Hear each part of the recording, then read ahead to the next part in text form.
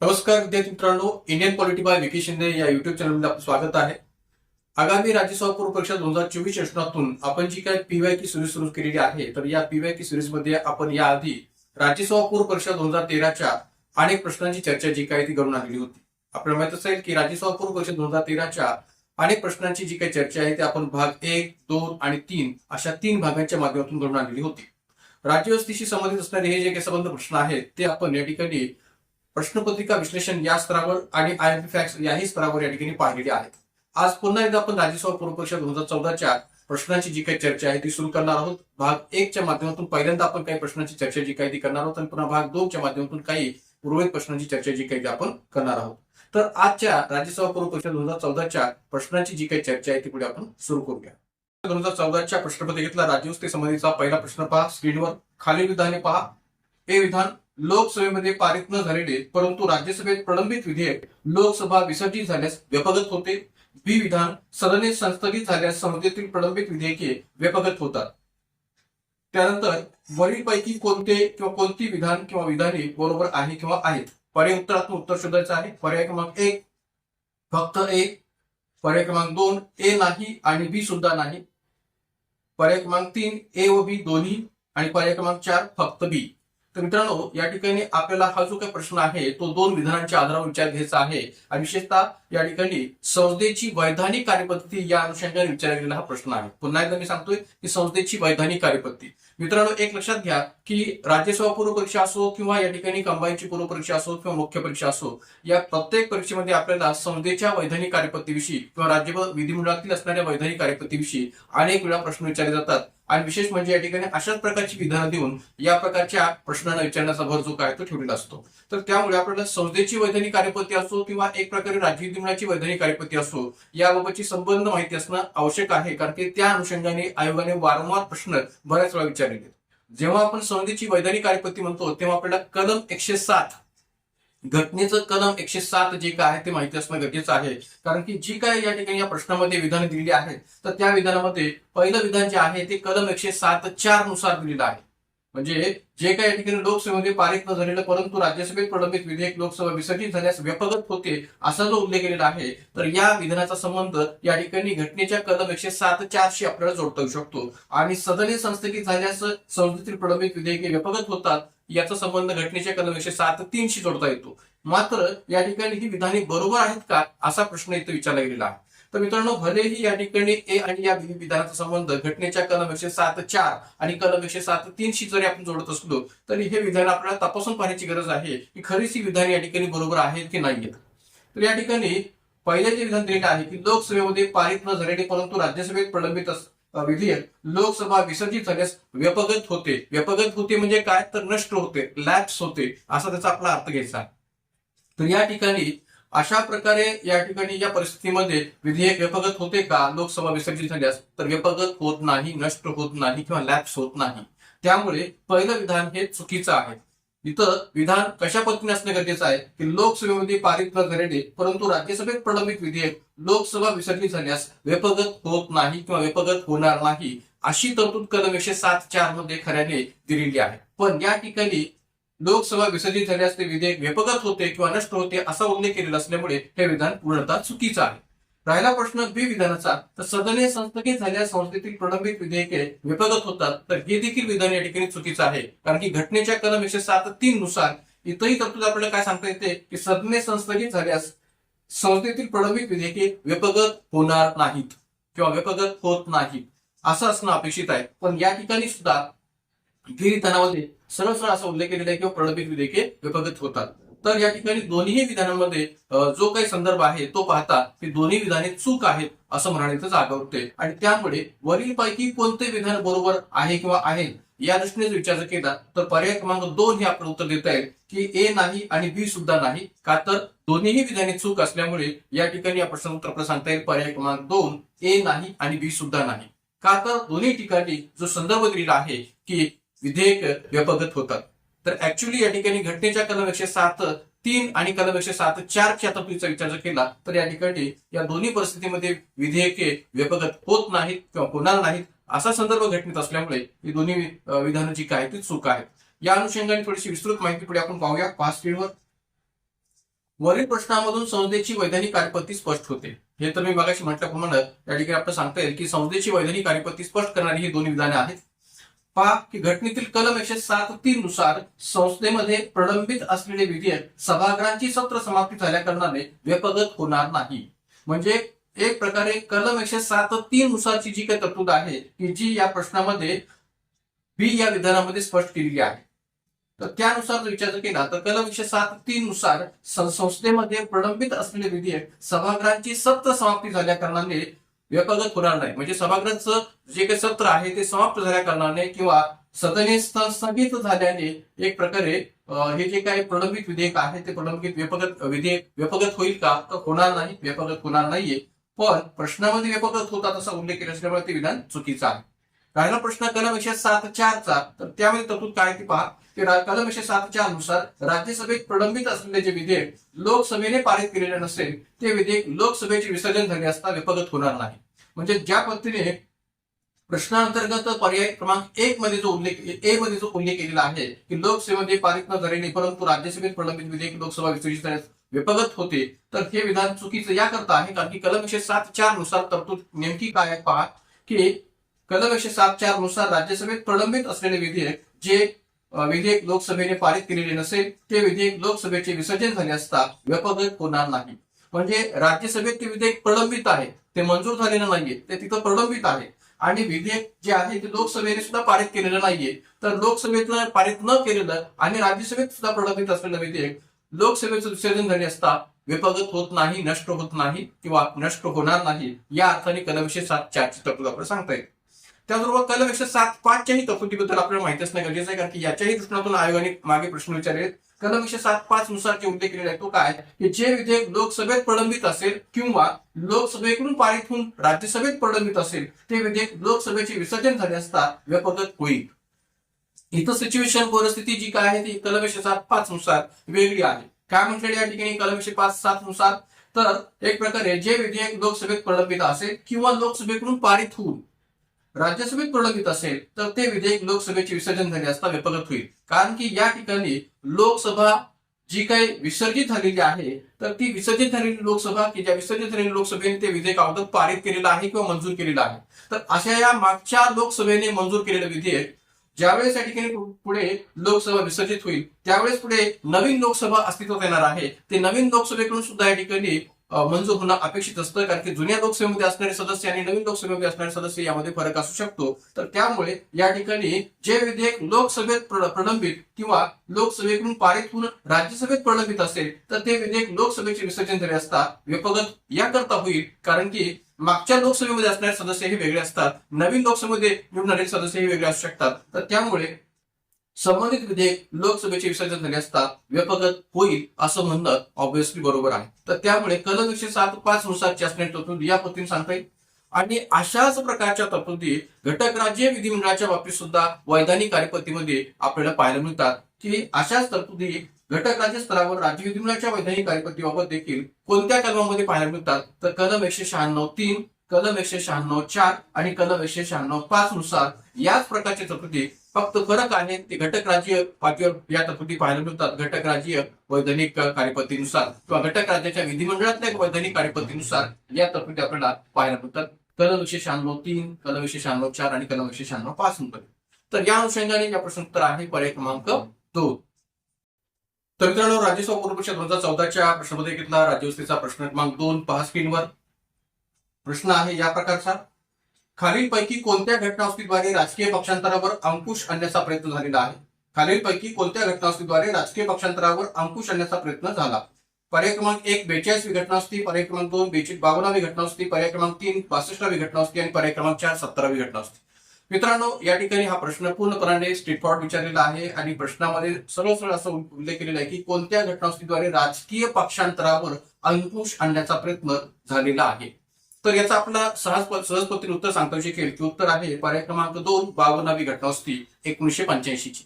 आपल्या सर्वांना माहिती असेल किंवा भारतीय राज्यघटनेच्या 10व्या अनुसूचीची निर्मिती याच 52व्या घटनावस्तीद्वारे झालेली आहे आणि एकंदरीत या 10व्या अनुसूचीच्या माध्यमातून पक्षांतर पद्धती कायद्याद्वारे अशा प्रकारच्या होणाऱ्या पक्षांतरावर अंकुश किंवा नियंत्रण ठेवण्याचा प्रयत्न जो काही आहे तो या 52व्या घटनावस्तीद्वारे केला गेला आहे. मित्रांनो, एकंदरीत महाराष्ट्रातली जी काही मागच्या कालखंडातली राजकीय परिस्थिती जर आपण पाहिली तर या प्रश्नाचं महत्व आजच्या परिस्थितीत सुद्धा तेवढंच आहे जेवढं या ठिकाणी 2014च्या पात्र आपण सांगू शकतो.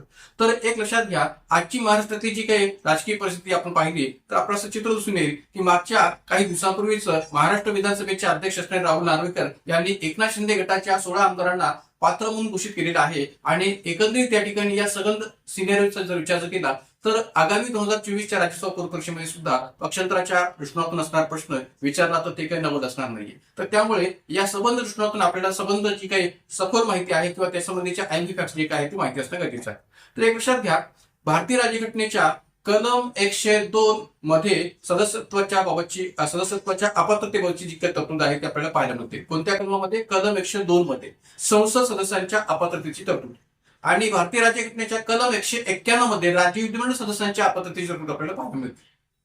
एकंदरीत याच कलमांच्या अंतर्गत उपकलम 102(2) नुसार आणि उपकलम 191(2) नुसार राज्य विधिमंडळ सदस्यांच्या आणि संसद सदस्यांच्या पक्षांतराच्या कारणावर असणाऱ्या अपात्रतेची तरतूद सुद्धा नमूद केलेली आहे. तर भारतीय राज्यघटनेच्या कलम 102(2) नुसार संसद सदस्यांच्या पक्षांतराच्या कारणावर असणाऱ्या अपात्रतेची तरतूद आपल्याला पाहायला मिळते. तर घटनेच्या कलम 191(2) नुसार राज्य विधिमंडळ सदस्यांच्या पक्षांतराच्या कारणावर असणाऱ्या अपात्रतेची तरतूद आपल्याला पाहायला मिळते. मित्रांनो, 3 गोष्टी चांगल्या पद्धतीने लक्षात ठेवा. त्या म्हणजे कोणत्या? की घटनेमध्ये किंवा कायद्यानुसार संसद सदस्य असो अथवा राज्य विधिमंडळ सदस्य असो यांच्या अपात्रतेची तरतूद नेमकी कशा पद्धतीने किंवा कोणत्या कलमांच्या स्तरावर विचार घेतलेली आहे. तर घटनेमध्ये कलम 102 नुसार संसद सदस्यांच्या अपात्रतेची तरतूद आहे. कलम 102(2) नुसार पक्षांतराच्या कारणावरून संसद सदस्यांच्या अपात्रतेची तरतूद आहे. आणि लोकप्रतिनिधित्व कायदा 1951 नुसार सुद्धा संसद सदस्यांच्या अपात्रतेची तरतूद आपल्याला पाहायला मिळते. एवढंच नव्हे तर या ठिकाणी राज्य विधिमंडळाच्या सदस्यांच्या बाबतीत विचार केला तर कलम 191 नुसार राज्य विधिमंडळ सदस्यांच्या अपात्रतेची तरतूद आहे. कलम 191(2) नुसार पक्षांतराच्या कारणावरून राज्य विधिमंडळ सदस्यांच्या अपात्रतेची तरतूद आहे. आणि इतरही सुद्धा लोकप्रतिनिधित्व कायदा 1951 नुसार या ठिकाणी राज्य विधिमंडळ सदस्यांच्या अपात्रतेचा विचार जो काय तो करता येऊ शकतो. तर या संबंध पातळीवर विचार केला तर हे 3 महत्वाचे घटक आहेत की घटनेतली संसद सदस्य किंवा राज्य विधिमंडळ सदस्यांच्या अपात्रतेची तरतूद, लोकप्रतिनिधित्व कायदा 1951 नुसार असणारी अपात्रतेची तरतूद आणि पक्षांतराच्या कारणावर असणारी अपात्रतेची तरतूद, या तिन्ही सदराखाली या ठिकाणी संसद सदस्य अथवा राज्य विधिमंडळ सदस्य यांना अपात्र म्हणून विचार घेतलं जाऊ शकतं. तर या प्रश्नाच्या अंशाने थोडीशी विस्तृत माहिती घटनेच्या पातळीवर नेमकी कशी आहे ती पुढे आपण पाहूया.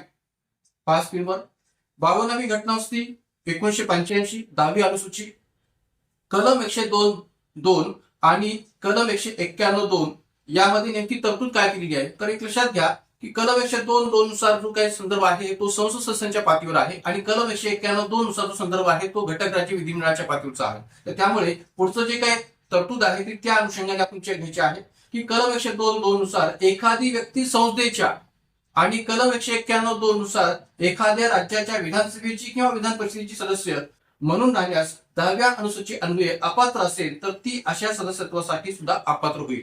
म्हणजे संसद सदस्य हा 10व्या अनुसूचीन्वये अपात्र असेल किंवा राज्य विधिमंडळ सदस्य हा सुद्धा जर 10व्या अनुसूचीने अपात्र असेल तर ती अशा प्रकारच्या सभागृहांच्या सदस्यत्वासाठी सुद्धा अपात्र समजली जाते. त्यानंतर भारतीय घटनेच्या 10व्या अनुसूचीतील कलम 2(2) नुसार किंवा परिच्छेद 2(2) नुसार कोणत्याही राजकीय पक्षाने उभा न केलेला, आता कोणत्याही राजकीय पक्षाने उभा न केलेला म्हणजे कोणता, तर अपक्ष, कोणत्याही राजकीय पक्षाने उभा न केलेला सभागृहाचा निवडून आलेला सदस्य दुसऱ्या राजकीय पक्षात सामील झाल्यास अपात्र ठरतो. म्हणजे इथंही भारतीय राज्यघटनेच्या 10व्या अनुसूचीच्या कलम 2(2) मध्ये किंवा परिच्छेद 2(2) मध्ये कोणत्याही राजकीय पक्षाने उभा न केलेला अपक्ष असणारा जो सदस्य आहे तो जर का निवडून आल्यानंतर दुसऱ्या राजकीय पक्षात सामील झालेला असेल तर तोही अपात्र ठरतो. त्याचबरोबर केवळ 52वी घटनावस्तीच या ठिकाणी या पक्षांतराच्या बाबतीत महत्वाची आहे अशा भाग नाहीये, तर 91वी घटनावस्ती तेवढीच महत्वाची आहे. 2003 मध्ये जी अटल बिहारी वाजपेयी सरकारच्या कालखंडात केलेली 91वी घटनावस्ती होती ही सुद्धा पक्षांतराच्या बाबतीत महत्वाची आहे, कारण की पक्षांतराच्या बाबतच्या इतरही काही तरतुदी 91व्या घटनावस्तीनुसार विचार घेतलेल्या आहेत.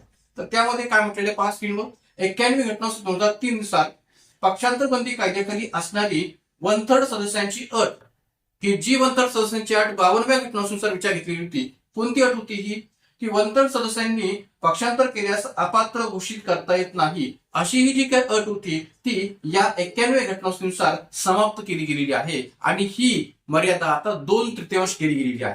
त्यामुळे एक गोष्ट या ठिकाणी चांगल्या पद्धतीने लक्षात ठेवा की 91व्या घटनानुसार पक्षांतरबंदी कायद्याखाली असणारी वंतड सदस्यांची जी काही अट होती की वंतड सदस्यांनी पक्षांतर केल्यास अपात्र घोषित करता येत नाही, ही जी काही अट आहे ती समाप्त केलेली आहे 91व्या घटनानुसार आणि त्याबाबतची मर्यादा वन थर्डच्या ऐवजी टू थर्ड किंवा 2/3 करण्यात आलेली आहे 10व्या अनुसूच्या अंतर्गत. आणि त्याचबरोबर संसदेच्या किंवा राज्य विधिमंडळाच्या कोणत्याही सभागृहाचा सदस्य 91व्या घटनानुसार ही पण तरतूद महत्वाची आहे की संसदेच्या किंवा राज्य विधिमंडळाच्या कोणत्याही सभागृहाचा सदस्य जेव्हा पक्षांतरबंदी कायद्याखाली अपात्र घोषित केला जातो तेव्हा जर तो मंत्री असेल तर मंत्री पदासाठी देखील तो सदस्य अपात्र ठरतो. जर का तो मंत्री असेल तर तो मंत्रिपदासाठी देखील अपात्र ठरतो. या अर्थाने कलम 75(1)(b) आणि कलम 164(1)(b) मध्ये या तरतुदी आपल्याला 91व्या घटनानुसार स्पष्ट करता येतं. तर त्यामुळे या ठिकाणी 52व्या घटनानुसार असणारी तरतूद असो किंवा 91व्या घटनानुसार असणारी तरतूद असो पक्षांतराशी संबंधित या दोन्ही तरतुदींचा संदर्भ आपल्याला चांगल्या पद्धतीने माहिती असणं गरजेचं आहे. याबाबतची अधिक माहिती जर आपल्याला हवी असेल तर आपल्या युट्यूब चॅनलवर या ठिकाणी या संसद सदस्यांच्या आणि राज्य विधिमंडळ सदस्यांच्या अपात्रतेच्या घटनेतल्या तरतुदी कोणत्या आहेत याची विस्तृत चर्चा आपल्याला या युट्यूब लेक्चरमध्ये निश्चितपणे विस्ताराने पाहता येऊ शकेल. तर आपण ते निश्चितपणे पाहू शकता. या ठिकाणी या प्रश्नोत्तर आहे पर्याय क्रमांक 2. तर मित्रांनो प्रश्न क्रमांक 3 पहा पुढे स्क्रीनवर. राष्ट्रीय मानवाधिकार आयोगाचे अध्यक्ष आणि सदस्यांची नेमणूक खालीलपैकी डॅश सदस्य असलेली समिती करते. ए पर्याय लोकसभेचे अध्यक्ष, बी पर्याय राज्यसभेचे उपाध्यक्ष, सी लोकसभेतील विरोधी पक्षनेते, डी राज्यसभेतील विरोधी पक्षनेते, ई पंतप्रधान, एफ केंद्रीय गृहमंत्री. योग्य पर्याय निवडा. पर्याय 1 ए सी ई आणि एफ, पर्याय 2 ए सी आणि ई, पर्याय 3 ए सी डी आणि ई, पर्याय 4 A B C D E आणि एफ. मित्रांनो राज्यसभा पूर्व परीक्षेच्या सिलेबसमध्ये एक आपला टॉपिक आहे तो म्हणजे हक्क विषयक प्रश्न. बहुतांश विद्यार्थ्यांना राज्यसभा पूर्व परीक्षेचा सिलेबस अभ्यासत असताना हे माहिती नसतं की एक जो टॉपिक आहे की जो मानवी हक्काशी संबंधित त्या ठिकाणी आपल्या राज्यसभा घटकाच्या अंतर्गत दिलेला आहे आणि तो म्हणजे हक्क विषयक प्रश्न. बहुतांश विद्यार्थ्यांना हेही माहित नसतं की सार्वजनिक धोरण आणि हक्क विषयक प्रश्न या टॉपिकवरचे प्रश्न सुद्धा राज्यसभा पूर्व परीक्षेमध्ये राज्यव्यवस्था घटकांतर्गत विचारले जातात. जसा या ठिकाणी राष्ट्रीय मानवाधिकार आयोगाविषयी विचारलेला. तर मित्रांनो या ठिकाणी आपल्याला ही माहिती असू द्या की आपल्या राज्यसभा पूर्व परीक्षेच्या सिलेबसमध्ये हक्क विषयक प्रश्न आणि सार्वजनिक धोरण हे दोन प्रकारचे टॉपिक विचारले गेलेले आहेत किंवा हे दोन टॉपिकचे जी काही मांडणी आहे ती सिलेबसमध्ये केलेली आहे की ज्याच्यावर प्रश्न नेहमी राज्यसभा पूर्व परीक्षा सिलेबसमध्ये विचारले जातात. तर त्यामुळे याही ठिकाणी राष्ट्रीय मानवाधिकार आयोगाचा प्रश्न जो काय तो हक्क विषयक प्रश्न या रचनातून किंवा इश्यूज ऑफ राईट्स या रचनातून जो काही सिलेबस आहे त्या अनुषंगाने विचारलेला प्रश्न आहे. तर प्रश्नाचं जर स्वरूप आपण पाहिलं तर इथं राष्ट्रीय मानवाधिकार आयोगाच्या अध्यक्ष आणि सदस्यांच्या नेमणुकीच्या पातळीवर जी निवड समिती असते त्या निवड समिती रचनातून विचारलेला हा प्रश्न आहे.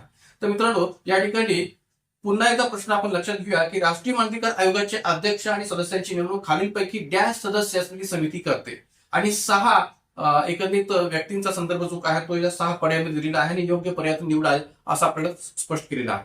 तर भारतामध्ये 1993 साली राष्ट्रीय मानवाधिकार आयोग किंवा राष्ट्रीय मानवी हक्क आयोग या आयोगाची स्थापना एक वैधानिक संस्था म्हणून आणि एक स्वायत्त संस्था म्हणून झालेली आहे.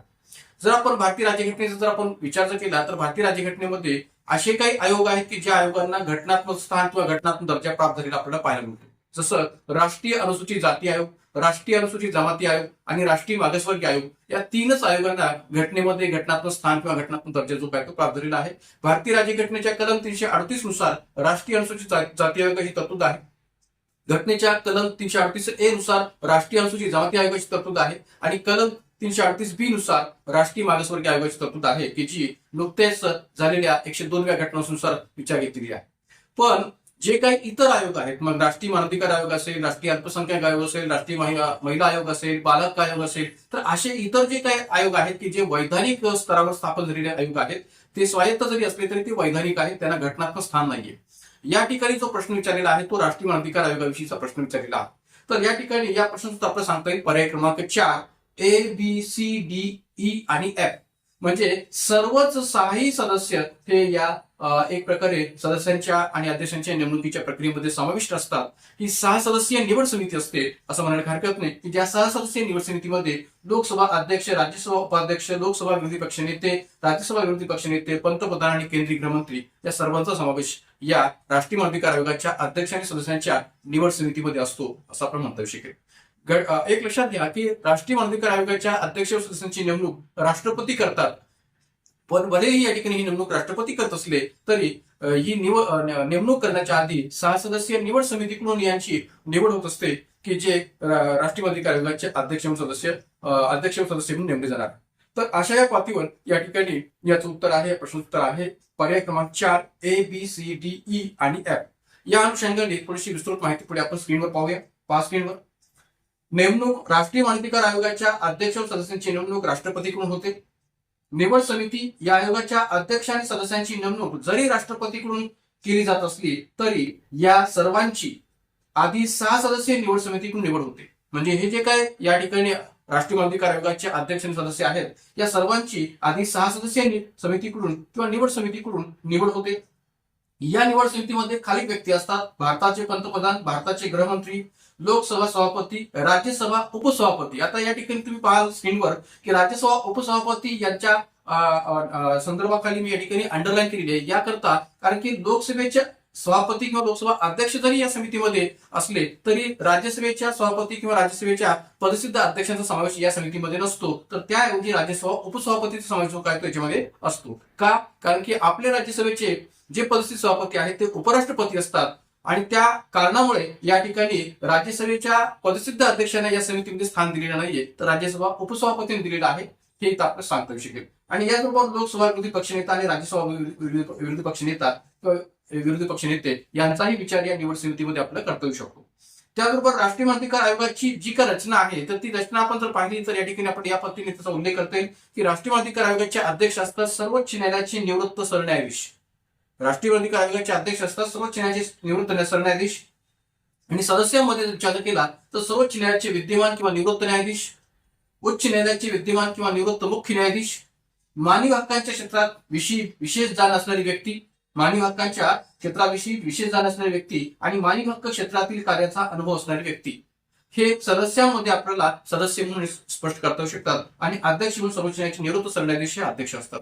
या व्यतिरिक्त या राष्ट्रीय मानवाधिकार आयोगामध्ये पदसिद्ध अध्यक्ष स्तरावर सुद्धा अनेक आयोगांचे अध्यक्ष हे पदसिद्ध अध्यक्ष विचार घेतले जातात. जसं मी मागाशी म्हटल्याप्रमाणे की राष्ट्रीय महिला आयोग असेल, राष्ट्रीय अल्पसंख्याक आयोग असेल किंवा एक प्रकारे राष्ट्रीय मानवाधिकार आयोग असेल तर हे संबंध आयोग जे काय ते कसे आहेत तर वैधानिक आयोग.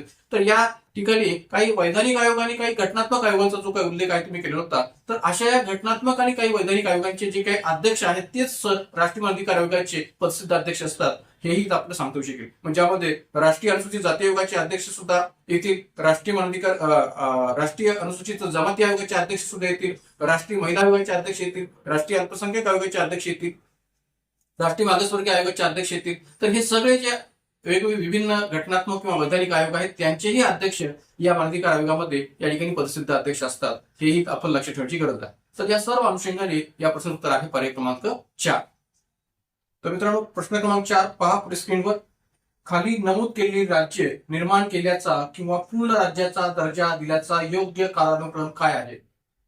खाली नमूद केलेली राज्ये निर्माण केल्याचा किंवा पूर्ण राज्याचा दर्जा दिल्याचा योग्य कालानुक्रम काय आहे? A. Nagaland, B. Andhra Pradesh, C. Haryana आणि D. महाराष्ट्र. योग्य पर्याय निवडा. पर्याय 1 A, B, C आणि D. पर्याय 2 A, B, D आणि C. पर्याय 3 B, A, D आणि C. पर्याय 4 B, D, A आणि C. तर हा टोटली फॅक्च्युअल बेसिस असणारा प्रश्न आहे. आपल्या लक्षात आलं पाहिजे की या ठिकाणी प्रश्न विचारलेला आहे तो कोणत्या घटक राज्याची केव्हा निर्मिती झाली किंवा कोणतं घटक राज्य केव्हा निर्माण झाल्याचा आणि त्याला पूर्ण राज्याचा दर्जा दिल्याचा योग्य कालानुक्रम काय आहे या अनुषंगाने विचारलेला फॅक्च्युअल प्रश्न आहे. तर त्यामुळे आपल्याला प्रत्येक राज्य केव्हा निर्माण झालं किंवा त्याला पूर्ण राज्याचा दर्जा केव्हा दिला गेला या अनुषंगाने एक्झॅक्ट माहिती असेल तरच आपण याचं उत्तर जे काय ते परफेक्टली लिहू शकतो, अचूक जे काय ते लिहू शकतो. तर त्यामुळे आपल्याला प्रत्येक घटक राज्याच्या स्थापनेचं वर्ष हे माहिती असणं गरजेचं आहे. तर त्या अनुषंगाने इथं आपल्याला योग्य कालानुक्रम आणि त्या कालानुक्रमाच्या आधारावर योग्य पर्यायातून निवड जी काय ती करायची आहे. आता पहा या ठिकाणी या प्रश्नाचं उत्तर आपल्याला सांगता येईल पर्याय क्रमांक 4 B, D, A आणि C. B, D, A आणि C पर्याय क्रमांक 4 हे या प्रश्नाचं उत्तर आहे. का? तर या ठिकाणी पर्याय B जो आहे आंध्र प्रदेश की ज्याची स्थापना आहे 1956 ची, D जो आहे महाराष्ट्र ज्याची स्थापना आहे 1960 ची, A जो पर्याय आहे नागालँड याची स्थापना आहे 1963 ची आणि C पर्याय जो आहे तो 1966 ला हरियाणाची स्थापना झालेली आहे. या कारणामुळे या ठिकाणी हा प्रश्न उत्तर आहे पर्याय क्रमांक 4 B, D, A आणि C.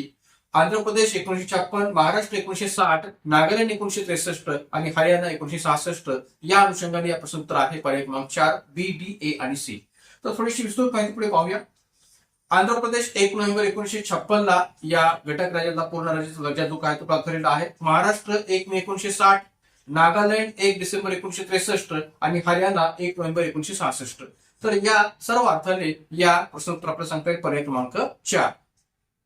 तर मित्रांनो प्रश्न क्रमांक 5 पहा पुढे स्क्रीनवर. खालीलपैकी कोणत्या खटल्याचा परिणाम म्हणून संसदेने 24वी घटनादुरुस्ती कायदा संमत केला?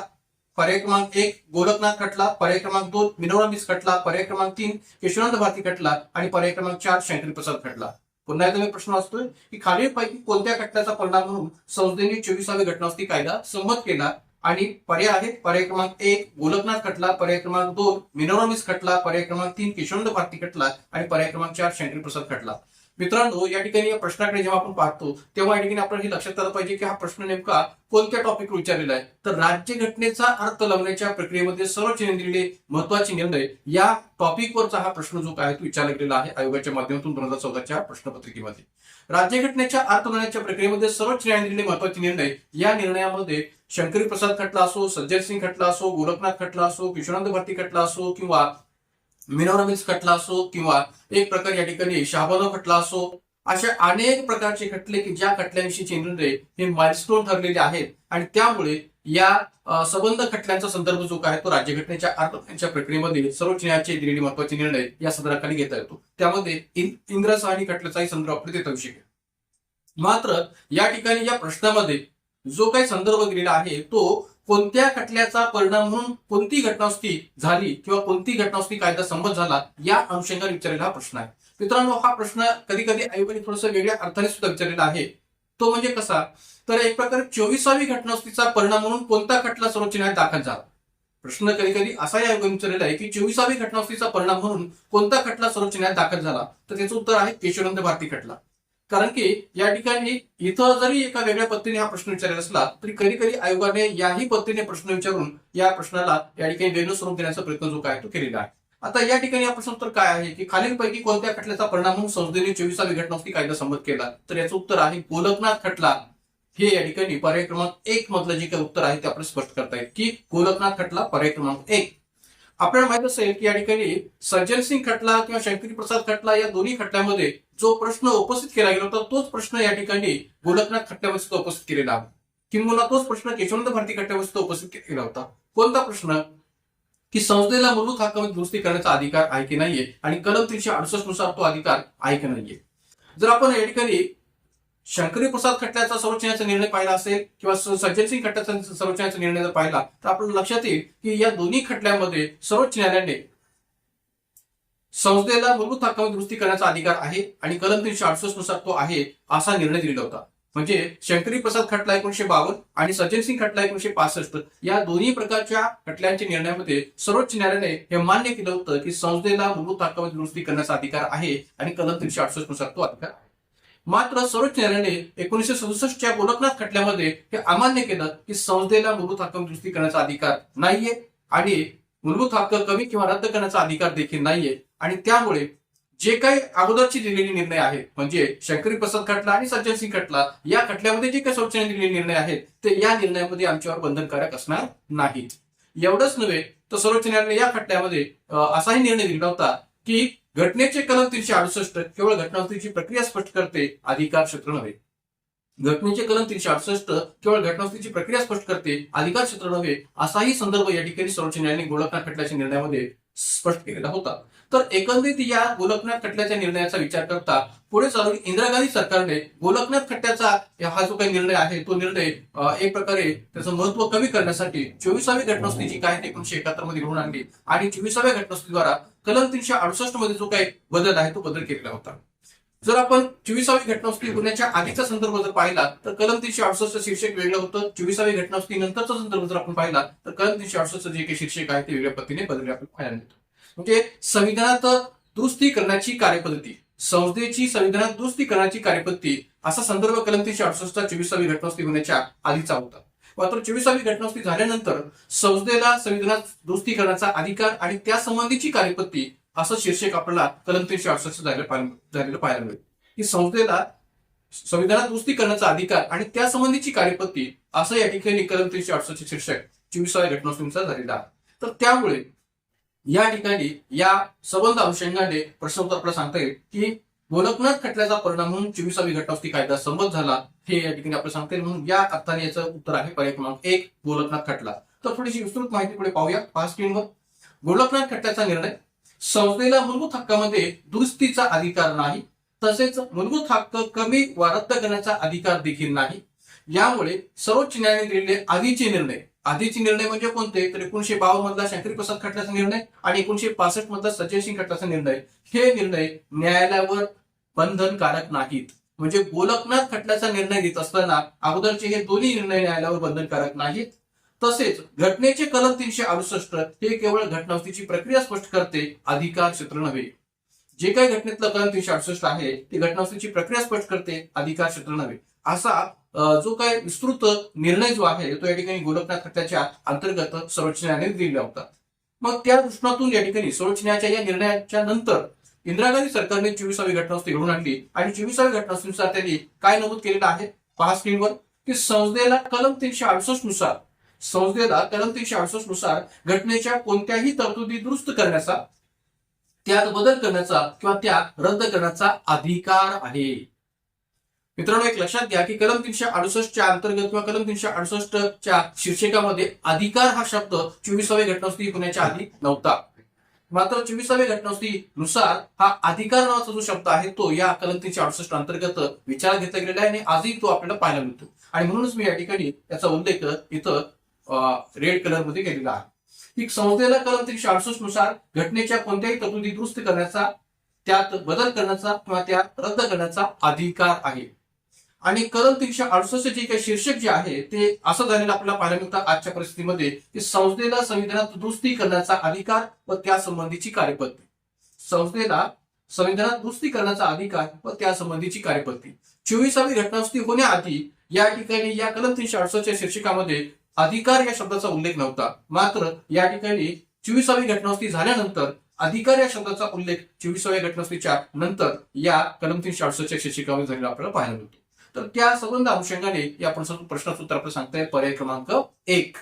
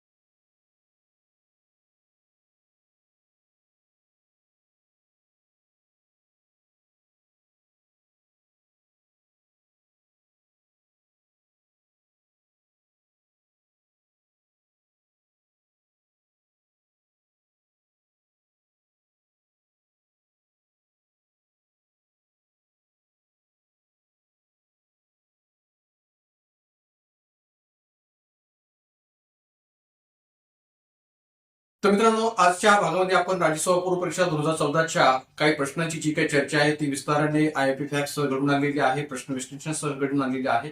उर्वरित प्रश्नांची चर्चा आपण राज्यसभा पूर्व परीक्षा 2014च्या भाग 2 मध्ये या ठिकाणी करणार आहोत. तर या अशाच प्रकारच्या प्रश्न विश्लेषणाच्या माहितीसाठी आणि IIP फॅक्ट साठी आपल्या युट्यूब चॅनलला अधिकाधिक संख्येने सबस्क्राईब करा, लाईक करा, शेअर करा. आजच्या या भागामध्ये आपण थांबूयात. धन्यवाद.